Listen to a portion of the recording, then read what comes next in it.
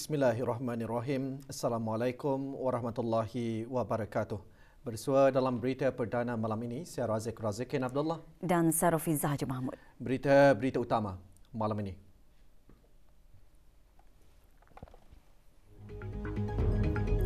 Ilmu dan amalan beragama Islam yang mantap mampu memelihara masyarakat harmoni dan saling menghormati.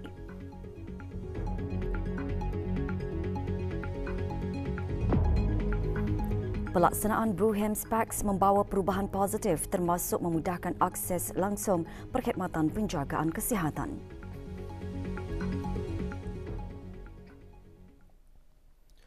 Status harian normal baru COVID-19. 2 kes berada dalam kategori 4 iaitu memerlukan bantuan oksigen dan di bawah pemantauan rapi. Kementerian Kesihatan maklumkan 343 kes dilaporkan sembuh hari ini.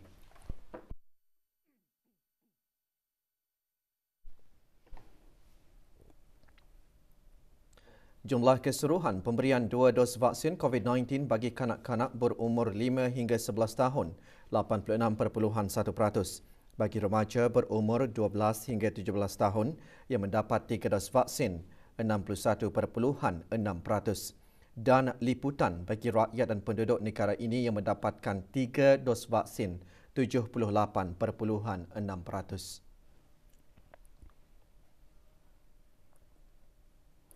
Para mu'alaf diharap untuk terus berusaha meningkatkan ilmu dan amalan beragama Islam secara yang difahami, diikuti dan diamalkan di negara ini.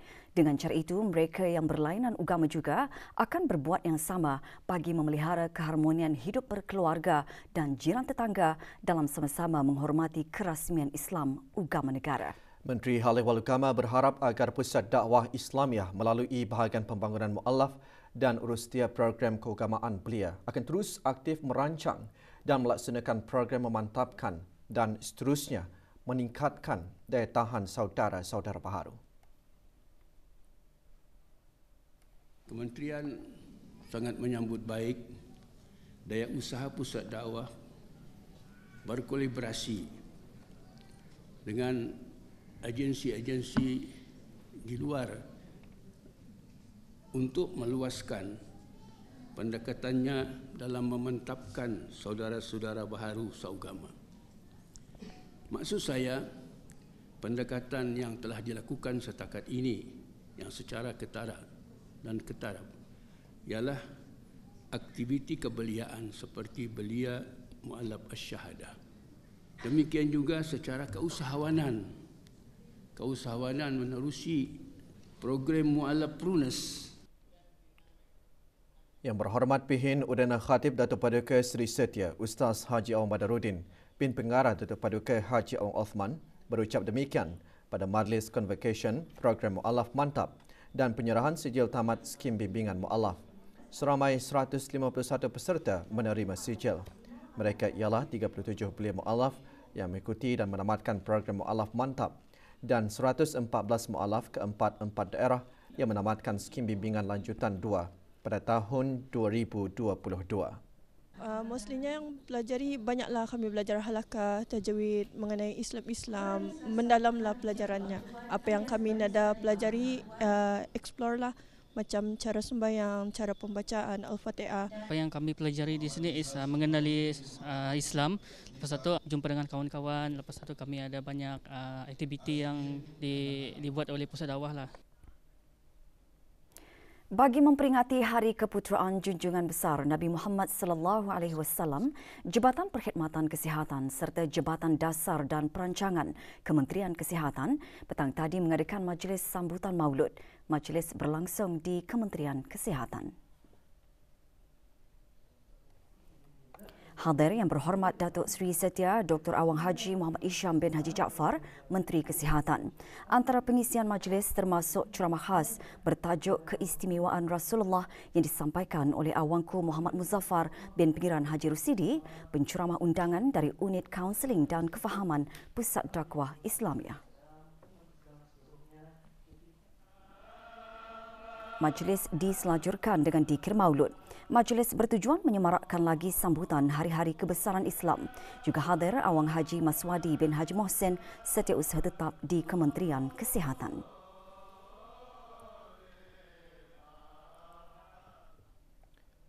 Program Brunei Darussalam Berselawat memupuk budaya berselawat dalam masyarakat. Ikuti bahan beritanya selepas ini.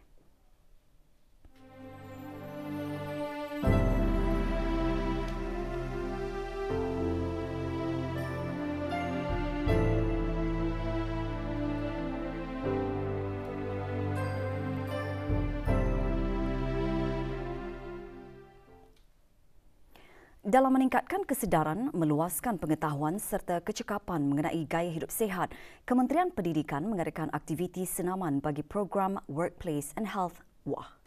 Pembukaan aktiviti diadakan petang tadi di kawasan letak kereta Ibu Pejabat Kementerian Pendidikan.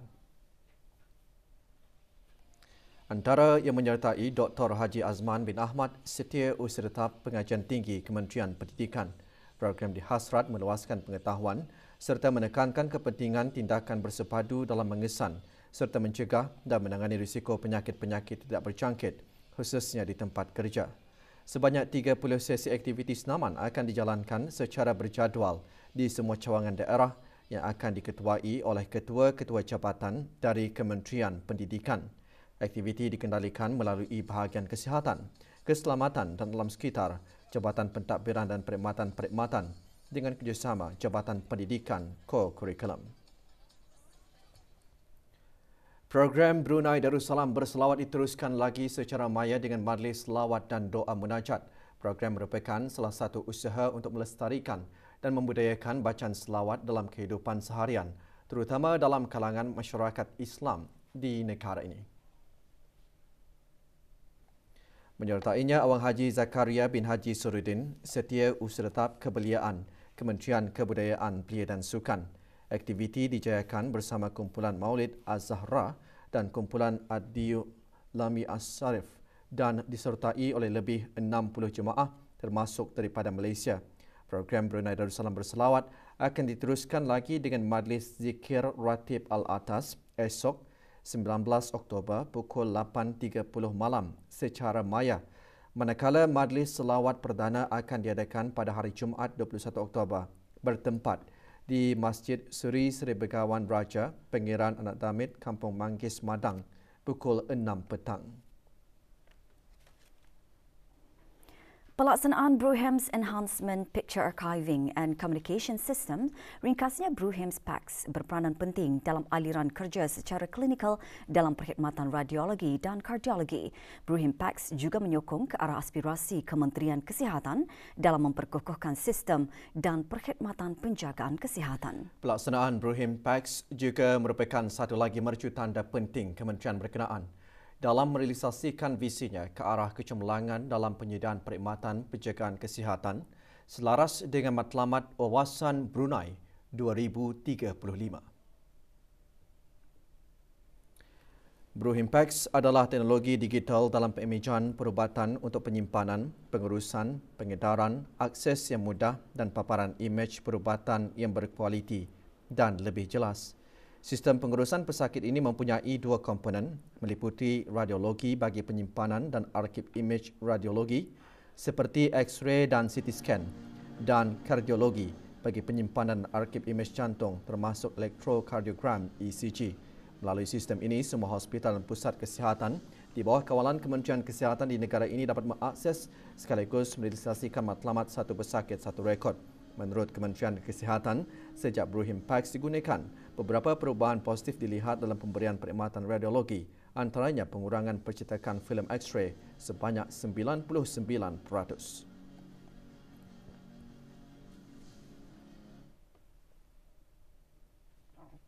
Dengan tema Iman Dikarahi Keluarga Harmoni, bahagian khidmat nasihat keluarga Jabatan Hal Ehwal Syariah Kementerian Hal Ehwal Agama mengendalikan kursus pasca perkahwinan selama 3 hari bermula hari ini. Kursus diadakan di Mahkamah Besar dan Mahkamah-Mahkamah Syariah Bandar Seri Begawan. 25 pasangan suami isteri yang telah berkahwin selama 3 tahun ke atas menyertai kursus ini. Sepanjang kursus, 7 kertas kerja akan dibentangkan oleh fasilitator dalam bidang masing-masing. Kursus merupakan kerjasama antara agensi-agensi kerajaan yang lain dalam sama-sama berkongsi dan menyampaikan maklumat dari segi hukum syarak, undang-undang dan yang berkaitan dengan kekeluargaan.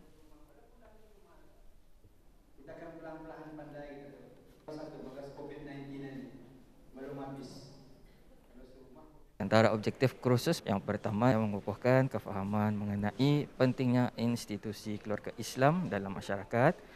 Yang kedua, meningkatkan kesedaran mengenai hak dan tanggungjawab terhadap keluarga. Yang ketiga, menyalurkan pengetahuan mengenai jalan ataupun saluran yang betul untuk mempertahankan hak dalam rumah tangga. Yang keempat, meningkatkan persefahaman dan perasaan kasih sayang di antara suami isteri sesuai dengan tuntutan Islam.